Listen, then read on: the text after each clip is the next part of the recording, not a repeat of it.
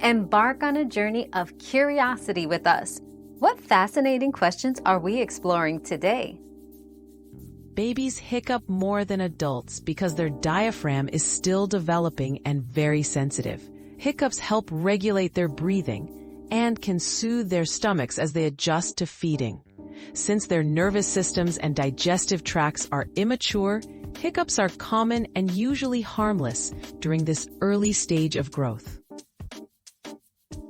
Another mystery solved, but many more await. Keep up with our daily discoveries by subscribing and turning on notifications.